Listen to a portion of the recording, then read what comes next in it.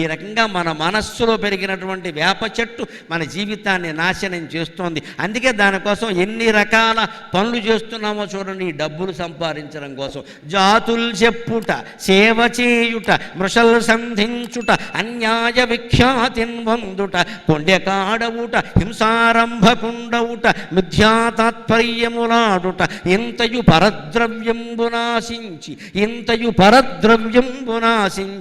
ఈ శ్రీ తానెన్ని యుగంబులుండగలదో, ఈ శ్రీ తానెన్ని యుగంబులుండగలదో శ్రీకాళహస్తీశ్వర. దీనికోసం ఈ డబ్బు సంపాదించడం కోసం, ఇతరుల డబ్బు ఏదో రకంగా మనం అందుకోవడం కోసం ఏం చేస్తామండి? జాతులు చెప్పుట అంటే కులం. అన్నా నీది నాది ఒకటే క్యాస్ట్ అమ్మా, మన క్యాస్ట్కి మనం చేసుకోకపోతే ఎవరికి చేసుకుంటాం? ఎక్కడి నుంచి వచ్చిందో ఈ క్యాస్ట్?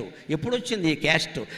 దేశాన్ని మొత్తం పట్టి పీడిస్తున్న మహాశాపం ఈ క్యాస్ట్ అమ్మ. రాజకీయాల్ని శాసిస్తున్నది కులం, మన జీవితాలని శాసిస్తున్నది కులం. ఈ కులం అనేది భారతదేశం నుంచి వెళ్ళి బంగాళాఖాతంలో కలిసినప్పుడు మొత్తం దేశం అంతా బాగుంటుంది, అనుమానం లేదు. నాకేం మొహమాటంలా చెప్పడానికి. కులాన్ని బంగాళాఖాతంలో కలిపేస్తేనే దేశం బాగుంటుంది. మీ కులం ఏమిటంటే నోరు మూసుకోమని చెప్పండి, దయచేసి చెప్పకండి. నా దగ్గరికి జనాభా లెక్కల వాడు తెలంగాణలో వస్తే నా కులం అడిగితే నేను చెప్పనని చెప్పాను. అయినా నా కర్మ ఏమిటో తెలుసు, నాకు తెలుసును సార్ అని వాడు రాసేసుకున్నాడు. నమశివాయ. కానీ నేను సంతృప్తిగానే ఉన్నాను. నేను చెప్పలేదుగా, నాకు అక్కర్లేదండి, కులం లేదని రాయండి అన్న. కులం లేదని చెప్పాను, నాకు లేదని రాయండి. దేనికి కులం? చచ్చిపోతున్నారు ఇక్కడ.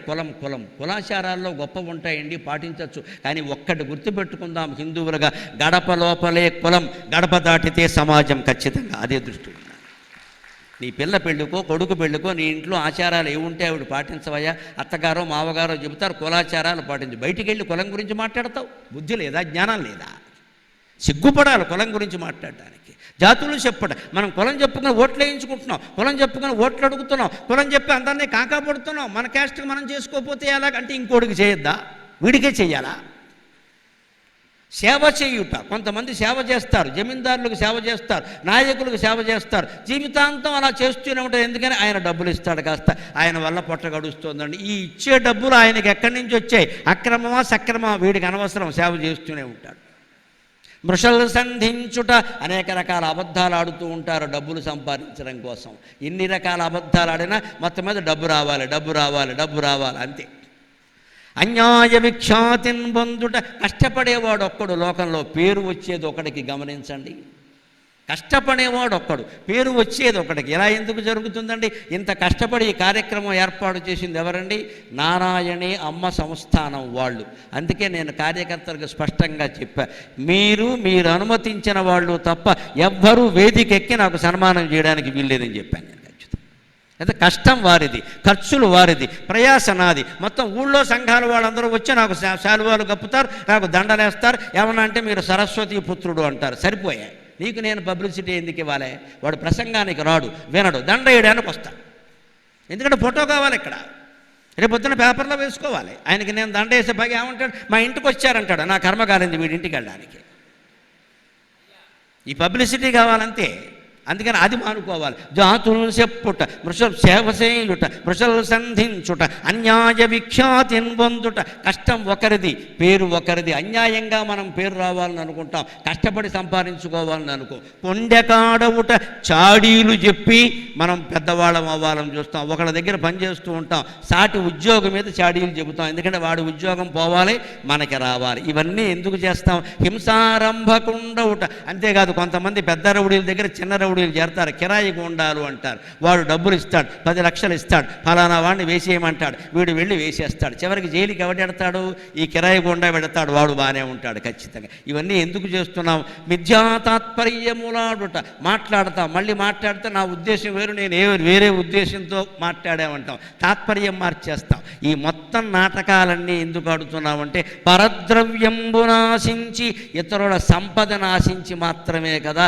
ఈ శ్రీ తానెన్ని యుగంబులుండగలదో శ్రీకాళహస్తీశ్వర. ఈ డబ్బు ఏమైనా కొన్ని యుగాల పాటు ఉంటుందా? ఈ బోడి డబ్బు సంపాదించడానికి ఇంత కష్టపడాలా, ఇన్ని యాతనలు పడాలా, ఇన్ని అబద్ధాలు ఆడాలా, ఇంతగా కులం పేరు చెప్పి మతం పేరు చెప్పి రెచ్చిపోవాలా, ఇన్ని తగాదాలు పెట్టాలా? ఆలోచింతురుగాక మీరలు, ఆలోచింతురుగాక మీరలు అంటున్నాడమ్మా దుర్జటి. మరొక ముఖ్యమైన విశేషం తెలుసుకుందాం. ఈవేళ వ్యాపారాల్లో ఒక కొత్త ధోరణి వచ్చింది, ఉద్యోగాల్లో కూడా ఒక కొత్త ధోరణి వచ్చింది. ఓ పెద్ద మనిషి ఓ దుకాణం పెడతాడు, ఆయన చాలా ధర్మంగా చేస్తాడు వ్యాపారం. పెద్ద ఆయన కదా, తల్లిదండ్రుల నుంచి నేర్చుకున్నాడు, పెట్టుబడి ఏదో పెట్టాడు, దాని మీద ఏదో కొద్దిగా వచ్చే లాభంతో సంతృప్తి పడ్డాడు, అందులోనే దాన ధర్మాలు చేస్తాడు, అన్నీ చేస్తాడు. కర్మ ఏమిటో తెలుసా? ఆయన వ్యాపారం బాగా పెరిగాక కొడుకో కూతురో అందుకుంటారు, వాళ్ళు మొత్తం వ్యాపారం మార్చేస్తారు. ఈ తండ్రి ఆలోచనలు వాళ్ళకి నచ్చవు. ఆయన ఏ ధర్మాలు చేశాడో, ఏ ధర్మం కారణంగా వ్యాపారం వృద్ధి చెందిందో ఆలోచించడు. నాన్నగారికి ఏం తెలియదు, ఆయన ఇలా పల్లెటూళ్ళలో ఉండిపోయాడు, డెవలప్ అవ్వలేదు అని చెప్పేసి ఈ కంపెనీని తీసుకెళ్ళి ఎవరికో మల్టీనేషనల్ కంపెనీ వాడికి అమ్మేస్తాడు. వాడు ఇచ్చిన డబ్బుతో సంతృప్తి పడతాడు. కానీ ఈ తండ్రి పాపం తాను పెట్టిన సంస్థ ఎవరికో అమ్మేసినందుకు తన బిడ్డనే అమ్మినట్టుగా బాధపడతాడు. అందుకే యువతరాన్ని నేను ఆశీర్వదించి చెబుతున్నా, మొహమాట పడకుండా, తల్లిదండ్రులు ఏ మార్గంలో ఉద్యోగం చేశారో, ఏ మార్గంలో వ్యాపారం చేశారో, ఏ మార్గంలో సంసారం చేశారో అదే పద్ధతిలో వారి ఆదర్శాలు కాపాడుతూ మీరు నడిపించండి. అప్పుడే మీకు వారి ఆశీస్సులు ఉంటాయి సంపూర్ణ. తల్లిదండ్రుల్ని వెర్రివెధవల్ని చేసి మనం ఏదో ఇంగ్లీష్ మీడియం చదువుకున్నాం కదా అని వాళ్ళకి నీతులు చెప్పేసి, మీకు తెలియదు ఈ డబ్బు ఇంకో చోట పెట్టుంటే కోట్లు వచ్చేవి, మొత్తం దెబ్బైపోయేవేమో ఎవరికి తెలుసు ఇక్కడ. దాన్ని కూడా 500 ఏళ్ల క్రితం దూర్జటి గుర్తించి చెబుతున్నాడు శతకంలో. మొదలంజేసిన వారి ధర్మములు నిర్మూలంబుగా చేసి, మొదలంజేసిన వారి ధర్మములు నిర్మూలంబుగా చేసి, దుర్మదులై ఇప్పటి వారు అధర్మములనర్పన్, దుర్మదులై ఇప్పటి వారు అధర్మములనర్పన్, తమ్ము దైవంబు నవ్వదే రాబోవు దురాత్మలెల్ల తమ ద్రోవన్బోవరే, రాబోవు దురాత్మలెల్ల తమ ద్రోవన్బోవరే, ఏల చేసెదరో మీదు దలంచి చూడక అధముల్ శ్రీకాళహస్తీశ్వర. ఒక పెద్ద మనిషి ఒక వ్యాపారం చేసి వృద్ధిలోకి వచ్చాడంటే దయచేసి ఆయనకి 70-80 ఏళ్ల వయస్సు ఉంటే మీరెవ్వరైనా ఆయన్ని అడగండి, అయ్యా మీరు ఈ వ్యాపారంలో ఎలా వృద్ధి చెందారు అని అడగండి. ఆయన ఏం చెబుతాడో తెలుసా? చాలామంది ఈ దేశంలో ముఖ్యంగా తెలుగు రాష్ట్రాలు, మేము ఒకప్పుడు మామూలు వాళ్ళమండి, మా ఆవిడ చాలా కష్టపడిందండి, పాలమ్మి పెరుగమ్మి పుల్లమ్మి పిడకమ్మి ఏదో సంపాదించామండి, ఓ చిన్న కొట్టు పెట్టామండి, దాన్ని ఎంత వృద్ధి చేశామండి నెమ్మదిగా అని చెబుతాడమ్మా. ఖచ్చితంగా ఈ దేశంలో అందరూ కష్టపడి సంపాదించి పైకి వచ్చిన వాళ్ళే, సందేహమే లేదు. అందరూ 70-80 ఏళ్ల వాళ్ళని ఎవరు అడిగినా మీరు ఈ విషయమే చెబుతారు. అంటే వాళ్ళు వ్యాపారాన్ని ధర్మంగా చేశారు, డబ్బు కోసం అని డబ్బు సంపాదించుకున్నారు. డబ్బు సంపాదించుకోవచ్చు, తప్పులేదండి. మనం చేసిన పనికి ప్రతిఫలం ఆశించడం తప్పెలా అవుతుంది? విపరీతంగా ఆశిస్తే తప్పు అవుతుంది. ఒక వస్తువుకి మనం వ్యాపారం చేస్తున్నాం, పెట్టుబడి పెట్టాం, దానికి వడ్డీ రావాలి, లాభం రావాలి, తప్పు లేదండి. 10% లాభం వేసుకో, 25% లాభం వేసుకో. లేదండి, ఇవాళ రూపాయి వస్తువు 100 రూపాయలకు అమ్ముతున్నారమ్మా, నన్ను మన్నింతురుగాక. రూపాయి వస్తువు 100, లాభం ఎంత అంటే ఎంత వీలైతే అంత వేసేయి. ఒకవేళ ఆ వస్తువుకి ఏదైనా కొరత ఏర్పడితే ఇంకా పెంచేయి. మొన్న ఇవాళ జరుగుతున్న విమానం రేట్లే లెక్క. ఇండిగో సంస్థలో సంక్షోభం ఏర్పడింది. మిగిలిన వాళ్ళు ఎంత రేటు పెంచారో తెలుసా? హైదరాబాద్ విశాఖపట్నం 35,000, హైదరాబాద్ తిరుపతి 25,000. ఎలా పెంచేశారండి? నీతి లేని వ్యాపారం అంటే ఇదే. సప్త సామాజిక దోషాలలో ఒక దోషంగా చెప్పాడు మహాత్మా గాంధీ, నీతి లేని వ్యాపారం. అవతల ఒక సంస్థకి సంక్షోభం వస్తే మిగిలిన ప్రయాణికులను మనం ఎలా చేరుద్దామా అని చూడాలి. కావాలంటే 5,000 టికెట్ 6,000 వేసుకో, 5,000 టికెట్ 30,000 ఎలా పెంచుతావయ్యా అంటే వాడు నాశనం అయిపోవాలి, నువ్వు బాగుండాలి. రేపొద్దున నీకు ఇబ్బంది వస్తే వాడు అంతే చేస్తాడు. మొత్తం మీద ప్రయాణికులు దెబ్బ అయిపోవాలి. పని కట్టుకుని కేంద్ర మంత్రి ధరలు పెంచకుండా ఆంక్షలు ప్రకటించాల్సి వచ్చింది. అయినా ఎంతవరకు జరుగుతుందో తెలియదు. దీన్ని 500 ఏళ్ల క్రితం కనిపెట్టి అధర్మాల గురించి దేవుడి పేరు మీద వ్యాఖ్యానం చేసిన దుర్జటి కవికి నమస్కారం, ఆయన శతకానికి నమస్కారం. మహాకవుల దృష్టి 1000 ఏళ్ళు ప్రసరిస్తుందండి. 1000 ఏళ్ళు దివ్య దృష్టి అంటారు దాన్ని. మొదలంజేసిన వారి ధర్మములు నిర్మూలంబుగా చేసి, నీ తల్లిదండ్రులు ఓ చింతపండు కొట్టుబెట్టి ఎంత కష్టపడ్డారో, ఎంత ధర్మంగా దాన్ని వృద్ధిలోకి తీసుకొచ్చారో దయచేసి ఆలోచించు. వారి ధర్మాలన్నీ మనం పాడు చేసేసి ఇప్పటి వారు అధర్మములో నర్పర్, మన భోగాలకి మన వైభవాలకి వాళ్ళ ఆస్తులన్నీ అమ్మేసి మనం ఎక్కడెక్కడో పట్టణాల్లో నగరాల్లో బిల్డింగులు కట్టేసి వీళ్ళ ఆస్తులన్నీ పాడు చేసేస్తే ఏమైపోతుంది? తమ్ము దైవంబు నవ్వదే. తల్లి తండ్రి అంత కష్టపడి వీళ్ళకి 10 కోట్లు 100 కోట్లు ఆస్తిస్తే వీళ్ళు దాన్ని వృద్ధి చేయడం మానేసి రకరకాల సినిమాలు తీసి పెట్టుబడులు పెట్టి మొత్తం తండ్రి ఆస్తిని నాశనం చేస్తున్నారే అని విధి దైవం అన్నీ నవ్వుతాయి కదా. అంతేకాదు, రాబోబు దురాత్మలెల్లా తమ ద్రోవన్ బోవరే. వీళ్ళ పిల్లలు అంటే మనవాళ్ళు 3వ తరం ఎలా తయారవుతారు? వాళ్ళకి తాత ముత్తాతలు తెలియదు, తల్లిదండ్రులనే చూశారు.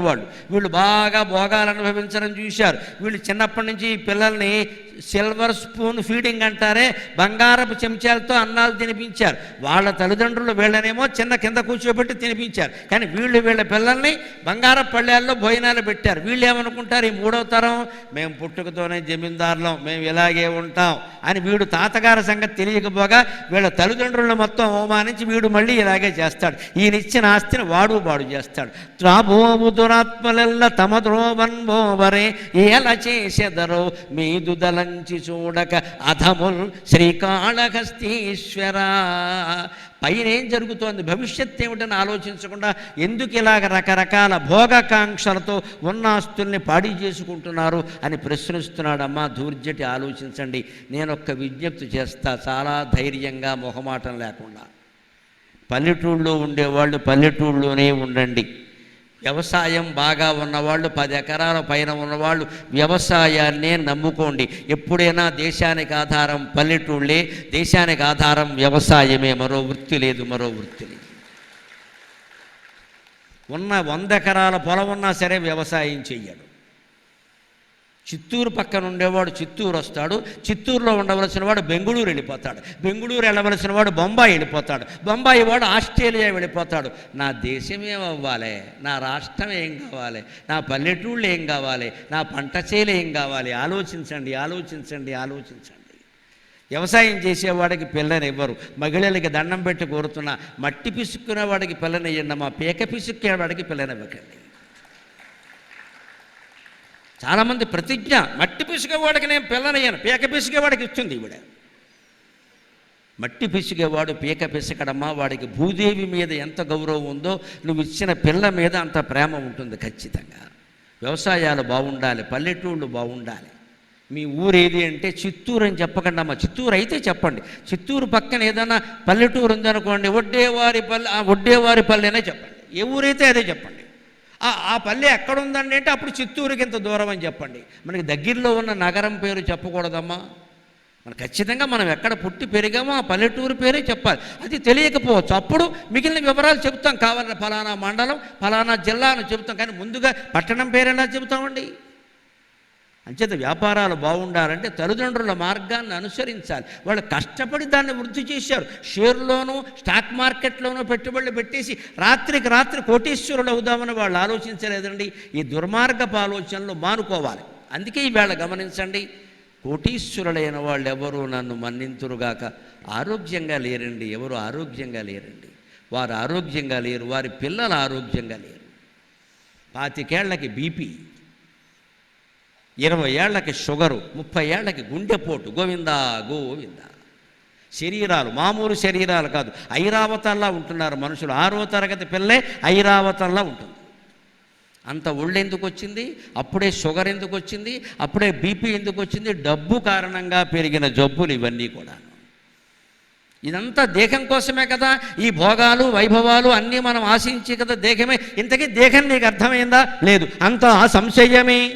మీ శరీరం గురించి మీరు ఆలోచించండి. అంతా సంశయమే, అంతా సంశయమే శరీర ఘటనంబు, అంతా విచారంబే లోనంతా దుఃఖ పరంపరాన్వితమే, మేనంతా భయభ్రాంతమే, అంతా నాంత శరీర శోషణమే, దుర్వ్యాపారమే దేకికిన్ చింతన్ నిన్నుదలంచి పొందరు నరుల్ శ్రీకాళహస్తీశ్వర.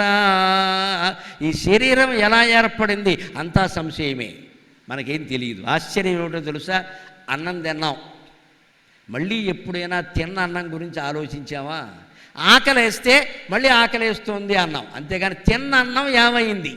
అది గొంతులోంచి అన్నవాహికలోకి వెళ్ళింది. అక్కడ పెద్ద పేగులు, చిన్న పేగులు, పెద్ద రైస్ మిల్లు తిరిగినట్టు తిరిగింది. అక్కడి నుంచి నరాల్లోకి వెళ్ళింది, కండరాలకి శక్తినిచ్చింది, మాంసాన్ని బలిసేలా చేసింది, 72,000 నాడుల్లోకి వెళ్ళింది రక్తం రూపంలో. ఇంత కృషి, ఇంత సైన్స్ అంతా లోపల జరుగుతోంది అంటే కేవలం లలితా పరా భట్టారిక కారణం, ఆ మహాశక్తి కారణం, ఆ మహాశక్తి కారణం. మహామాయ, మహాసత్వ, మహాశక్తిర్మహారతికి ఒక మహాశక్తి మన శరీరంలో ఉండి అన్నాన్ని అరిగేలా చేస్తోంది. వ్యర్థ పదార్థాలు తెల్లారేసరికి నువ్వు వద్దన్నా సరే బయటికి వెళ్ళేలా చేస్తోంది ఖచ్చితంగా. ఎవడైనా మొహం కడుక్కోవడం మానేయగలడు, స్నానం మానేయగలడు, టిఫిన్ కూడా మానేయగలడు, ఒక్క పని మాత్రం మానలేడు ఖచ్చితంగా. ఇది వీడి సంకల్పం వల్ల జరగదు, శరీర సంకల్పం వల్ల జరుగుతుంది. అర్థం కావట్లా. మనం అందరం కాలం చేతుల్లో ఉన్నామని, అందుకే దాన్ని కాలకృత్యాలంట. మనం కాలం చేతుల్లో ఉన్నాం, లేకొట్టేస్తుంది బేగ. వెళ్ళే ముందు 100 పనులున్నా మానేసి బాత్రూమ్కి పోవలసిందే. నువ్వు టిఫిన్ మానేస్తావు, అన్నం మానేస్తావు, స్నానం కూడా మానేస్తావు. ఇవి మానగలవా?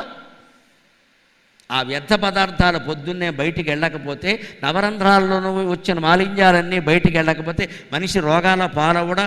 ఇంత మాయని శరీరంలో ఉండి నడిపిస్తోంది. మనకేమైనా ఒక్క విషయం అర్థమైందా? ఎప్పుడైనా ఆలోచించామా? అంతా సంశయమే శరీర ఘటనం అంతా విచారంపై. అసలు ఈ శరీరం ఎలా ఏర్పడింది? స్త్రీ పురుషుల కలయికలో ఏం జరుగుతోంది? ఆ బీజం ఎలా వచ్చింది? అది ఎలా పెరిగింది? ఎలా పద్ధతి అయింది?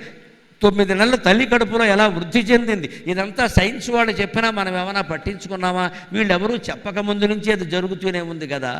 లోనంతా దుఃఖ పరంపరాన్వితమే. కాస్త బాగుంది కదా 4 మిఠాయి ఉండలు ఎవరన్నా పెడితే 2 తింటే సరిపోయేదానికి 3వ ఉండ తిన్నామనుకో, రాత్రి తెల్లవాళ్ళు నిద్ర పట్టకుండా గొంతులో తేడుపులు వస్తాయి. అంతా దుఃఖ పరంపరాన్వితమే. ఒక్క స్వీటు కూడా ఎక్కువ తినడానికి లేదే. మిరపకాయ బజ్జీలు ఇష్టం కదా అని 1, 2 సరిపెట్టకుండా 4 లాగించామనుకో, ఇక మొత్తం సచిన్ టెండూల్కర్ సరిపోడు. From bedroom to bathroom runs runs runs, తెల్లవారులు చావడమే. వీళ్ళు అప్పుడు అనుకుంటాడు, అనవసరంగా తిన్నాం, తినకుండా ఉండాల్సింది. వీడు పచ్చిమిరపకాయ బజ్జీలు తింటే వేరు, పానీపూరి కూడా తింటున్నారు పట్టికలు ఎక్కడ.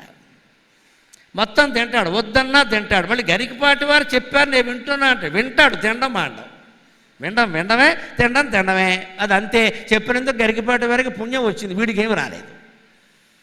ఈ బయట చెళ్ళన్నీ మానేస్తే శరీరం ఆరోగ్యం బాగుంటుంది కదా. అంటే దుఃఖ పరంపర అనేది. కాస్త ఒక్క ముద్ద ఎక్కువ తిన్నామంటే చచ్చిపోతున్నామే, ఒక్క ముద్ద తగ్గించామంటే ఆకలి వేసేస్తుంది. ఈ శరీరం గురించి మనకేమైనా తెలుసునా? దీనికోసమే కదా సంపాదించేది, దీనికోసమే కదా పెద్ద పెద్ద పరుపులన్నీ పెట్టేది. ఒక్కొక్క ఇంట్లో పరుపు ఉంటుంది, గమనించండి. ఇంత మందం ఉంటుంది, ఇంత మందం. అది వీళ్ళు పైకి లేపలేరు, కిందికి లేపలేరు. దానికి ఏదైనా ఆ దుప్పటి మార్చాలంటే 10 మంది నౌకర్లు రావాలి, కానీ వీళ్ళ వల్ల కాదు. ఆ పరుపు అలాగే 10 ఏళ్ళు ఉంటుంది. దాని నల్లులు, తేళ్ళు, వీలైతే పాములు కూడా అందులో చేరతాయి. అందు మీదే పడుకుంటూ ఉంటాం. ఏసీ ఉంది కాబట్టి మనకేం తెలియదు. ఎక్కడంతే రోగాలన్నీ దాంట్లోనే ఉంటాయి. పరుపు గలేబు వారానికి ఒకసారి మార్చాలి, దుప్పటి వారానికి ఒకసారి మార్చాలి. ఎవడు మారుస్తాడు ఇక్కడ? అలాగే వదిలేసాం. మహా అయితే నౌకర్లను పెడతాం అంతే. మనం మార్చగలిగే పరుపులే కొనుక్కోవచ్చు కదా. ధర్మశాస్త్రం ఏం చెప్పింది తెలుసా? ఆరోగ్య శాస్త్రం. పరుపు ఎప్పుడూ 2 అంగుళాలు మందం మించి ఉండకూడదు. 2 అంగుళాలు మందం అంతే. అంతకు మించి ఉందంటే నీకు రోగాలు ఖాయమని చెప్పారు. ఎలా ఉన్నాయో ఆలోచించుకుందాం మన ఇళ్లల్లో పరుపులు. 2 అంగుళాల పరుపు అయితే చిన్నపిల్లలు కూడా మార్చేస్తారు, ఎత్తేస్తారు, గలేబు దొడిగేస్తారు, మార్చేస్తారు. మొత్తం Kurlon bed, Assam bed, Australia bed అని ఇంతంతలావు. మంచం ఎంత ఉంటుందో పరుపు అంత ఉంది ఇక్కడ. ఈ మనిషి కూడా అంత ఉంటాడు. నమశివాయ. సరిపోయింది మొత్తం జోడి. ఇక అక్కడి నుంచి లేచిన వాడు పడుకోలేడు, పడుకున్నవాడు లేవలేడు. ఇంతకీ నీకు శరీరం గురించి ఏమైనా తెలిసి? ఏమీ తెలవలేదు. నీరసం వచ్చినా పడుకోవడమే, ఆయాసం వచ్చినా పడుకోవడమే. అంతా దుఃఖ పరంపరాన్వితమే, మేనంతా భయభ్రాంతమే. ఎప్పుడూ భయాలే. గమనించండి, ఈ దేశంలో ఎప్పుడు డాక్టర్లు మొదటి నుంచి ఉన్నారండి. కానీ సైకియాట్రిస్టు లేరండి ఎప్పుడు ఇక్కడ.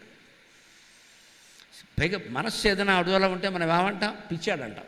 ఇప్పుడు మనస్సుకు డాక్టర్ వచ్చాడు, పిచ్చి డాక్టర్ అంటాం. ఇప్పుడు ఆయనకి పిచ్చో ఆయన పిచ్చి కుదురుస్తాడో తెలియదు.